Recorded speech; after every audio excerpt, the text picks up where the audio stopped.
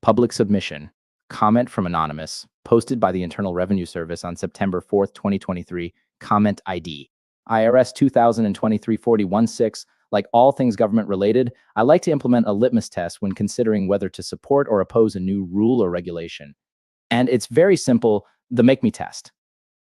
Typically, people don't like complying with the law if they feel it inconveniences them in any way. That's just the nature of being an individual existing within a society. So, how does the make me test work? You, the government, say that you are going to enact a new law that requires action from me, a citizen. Now, if I say make me and there's no recourse, then the proposed rule or law fails the test and should not be enacted. To the matter of crypto gains. Suppose I have a crypto wallet and I exchange it for a currency somewhere, either over an exchange or peer-to-peer, peer-to-peer. Presumably, because crypto is being traded over a decentralized blockchain ledger with encrypted, maybe even anonymous identifiers data, how are you, the IRS Treasury, going to enforce this? By virtue of targeting brokers, you are signaling to the public that this step is necessary because you have failed to collect taxes directly from the people trading crypto. But you need to understand that, unlike sovereign countries, you can't bulldog FATCA your way through this. What are you going to do when the crypto brokers, many of whom won't have any presence or ties to the US, tell you to go pound sand and refuse to comply? You won't have a State Department to lean on like you do with traditional bank accounts overseas. Again, how does this pass the make me test? If it does, I'm all for it. However, knowing what I know about cryptocurrencies, I suspect you don't have an answer, at least not a good one, that will be satisfactorily received by the masses.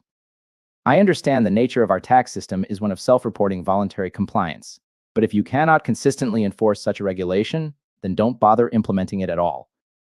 Typically, what happens is the unequal application of the rule of law negatively and disproportionately affects one or more marginalized groups of the population.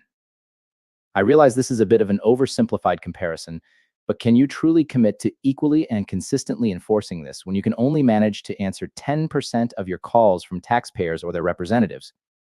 This is far from low-hanging fruit, and I would rather my tax dollars be spent on slam-dunk enforcement actions and beefing up the whistleblower program instead of hunting expeditions into the wild west of blockchain and crypto. In an ideal world, should people pay gains on their crypto? Yes. However, we don't live in such a place. Instead, we face the reality of making the best use of scarce government resources and relying on regulations that are actually enforceable to collect the tax revenue this government needs to function. TLDR. Cut bait on this one. Public submission. Comment from anonymous. Posted by the Internal Revenue Service on September 4th, 2023. Comment ID. IRS 2023-4016.